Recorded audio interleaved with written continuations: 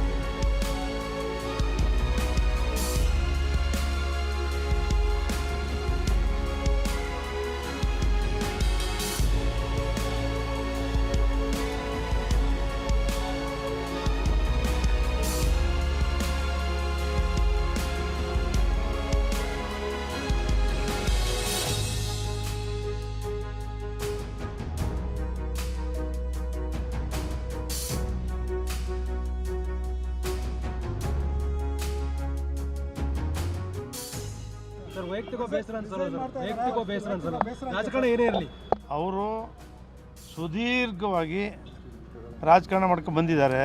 ಎಲ್ಲ ಅಧಿಕಾರಿಗಳನ್ನು ಕೂಡ ಅನುಭವಿಸಿದ್ದಾರೆ. ಅವರು ಯಾವುದೇ ರೀತಿ ತೀರ್ಮಾನ ತಗೋಬೇಕು ಅಂತಕ್ಕಂಥ ಅನುಭವ ಅವ್ರಿಗಿದೆ. ಅದರಿಂದ ಈ ಸಂದರ್ಭದಲ್ಲಿ ನಾನು ಅವ್ರು ಮಾತಾಡ್ಸ್ತಕ್ಕಂಥದ್ದು ನನ್ನ ಕರ್ತವ್ಯ. ನಾನು ಬಂದಿದ್ದೀನಿ.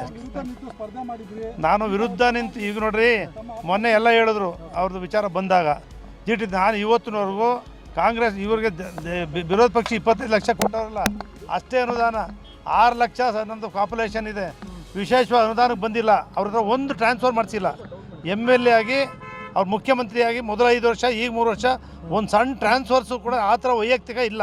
ಆದರೆ ನನ್ನ ಪ್ರೀತಿ ಯಾವತ್ತೂ ಕೂಡ ನಾವು ಜೊತೆಲಿ ಬೆಳೆದವರು 25 ವರ್ಷ. ಆ ಪ್ರೀತಿಗೋಸ್ಕರ ಆ ಬಾಂಧವ್ಯ ನನಗೆ ಯಾವಾಗಲೂ ಇದೆ.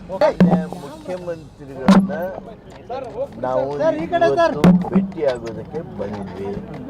ಪತ್ರಿಕೆಯಲ್ಲಿ ಇವತ್ತು ಮುಂಜಾನೆ ಬಂದಿರತಕ್ಕಂಥ ಸುದ್ದಿ, ಎಲೆಕ್ಟ್ರಾನಿಕ್ ಮೀಡಿಯಾದಲ್ಲಿ ಬಂದಿರುವಂಥ ಸುದ್ದಿ ಎಲ್ಲ ಹಿನ್ನೆಲೆ ಒಳಗೆ ಸಹಜವಾಗಿ ನಮಗೂ ಒಂದು ರೀತಿ ಕಳವಳ ಇರ್ತದೆ.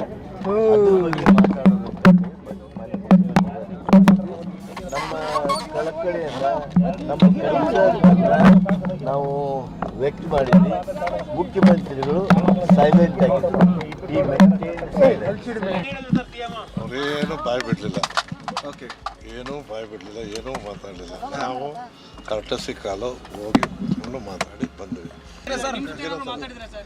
ನಮ್ಮ ಜೊತೆಲಲ್ಲಪ್ಪ ಒಂದು 40ರಿಂದ 50 ಜನ ಮಿನಿಸ್ಟರ್ಸು MLAs MLCಸು ಕೇಳ್ದೋ ಎಲ್ಲ, ಬಟ್ ಬಾಯ್ ಬಿಡಲಿಲ್ಲ. ಡೆಲ್ಲಿ ಡಿಸಿಷನ್ ಏನಿದೆ, ವೇಣುಗೋಪಾಲ್ ಅಂಡ್ ಸುರ್ಜೇವಾಲಾ ಏನು ಹೇಳಿದ್ರು ಅದಕ್ಕೆ ಬದ್ಧವಾಗಿದ್ದೀವಿ ಅಂತ ಎದ್ದು ಬಂದಿದ್ದೀವಿ. ನೋಡ್ಬೇಕು.